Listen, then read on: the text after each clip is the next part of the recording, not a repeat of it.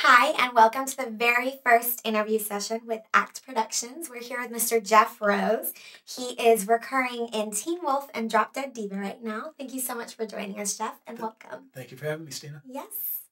Okay, Jeff, so I'm going to start out with a few questions about how you got to where you are today.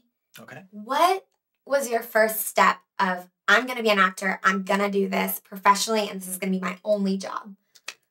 This is the literal truth. I knew when I was 7 years old that I was going to be an actor. It was the craziest thing. I saw an episode of an old TV show called The Rifleman, and it was right in the middle of that show. I just got caught up in the emotion of it, and to kind of cut to the chase, I got so choked up. I was afraid my mom was going to see me crying. I'm like, oh, I can't cry. This is your boy. Silly black and white TV show, and I'm a man at 7. You know? And but I did. I finally, it was like 5 minutes into the Andy Griffith show that came on right after that, I finally just burst out crying, and my mom came over and she's like, what's wrong? And I told her that it was that show, that it had affected me. And my mom had done a little bit of acting in high school and college, and she explained to me that night that it took a team of people to put all of that together, that it wasn't just the actors on the screen. And she swears to this day that I looked her in the eye that night and I said, Mom, I want to be a part of that team. That's awesome. So I had this dream my whole life, but I was scared to death to do anything in front of a group of people except play baseball. Okay. So it was my freshman year in college. I hurt my knee, so I wasn't able to follow up on what I was hoping would be a baseball scholarship. And so I took this literal acting 101 class at Kennesaw University.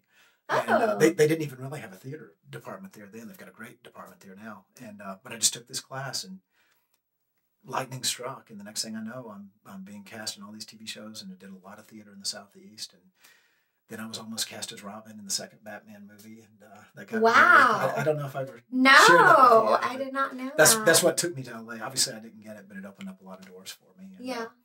But to back all of that up, the underlying theme of how I got from point A to point B, how I turned those dreams into reality, as corny as this might sound, is prayer. Really? I prayed because I didn't know how the heck was I going to get to Hollywood. How you were going to get, it's such a process. Yeah. And, well, that leads me to my next question, prayer. I noticed that you are part of this great movement of, what is the name of the studio that you work with that is a Christian studio here in Atlanta? The production program. Well, I worked with the Llewellyns. Yes. They do It's Supernatural, a TV show, and I produced 80-something episodes of that. But there's a large contingent, even when I was in LA, found that there was a large contingent of believers that were really serious about not imposing their faith on anybody, but people that understood there's something greater than who we are and what we are, and something greater than even this business, which is great. Yeah, I can't, as proud as I am, to call myself an actor and that I'm a part of this business and supporting my family doing what I love doing. It's just a small part of the whole picture, and you have to really be able to appreciate that a lot to really succeed in any area of life. Yeah, I think. I don't want to get too preachy here. No, that's a great theory, and I mean it really does connect, and I mean the South is a great place for that because there is so much. Right? Well, yeah, but as much as that's a stereotype, it's the truth. It is you know, truth, yeah. And with prayer comes great things. Yeah. So I love that you said that.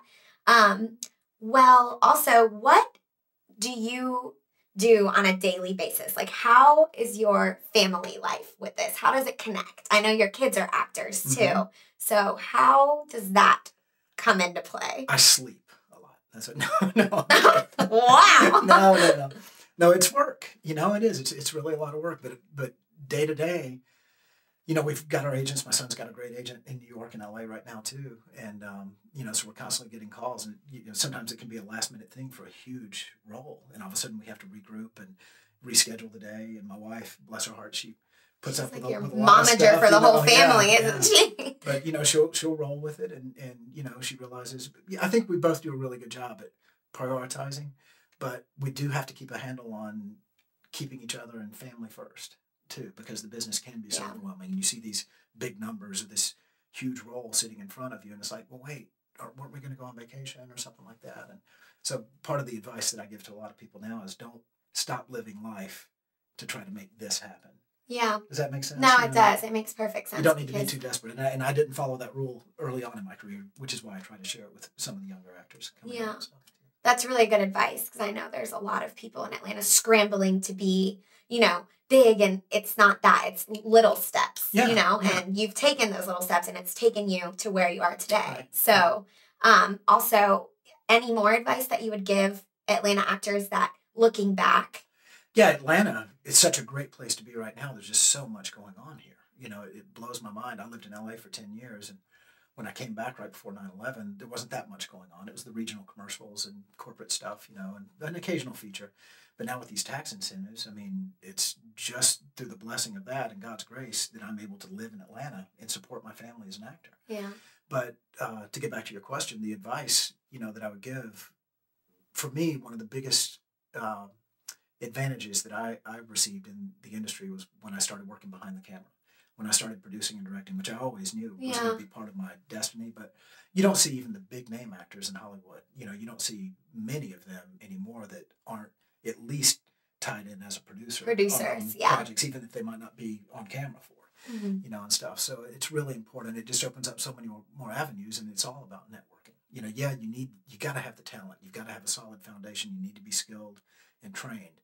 But it really comes down to networking, and you got to know how to network. You got to know how to get the phone numbers and get the names without feeling like I'm desperate. What's your name? Please tell me, because I want to use you type of thing. And really, it all just comes back to just being a good person and letting people, those people of influence, letting them know that you're normal, you're going to treat them normal, and you care, that you really do care about them. You're not just looking at them like they're another rung on a ladder.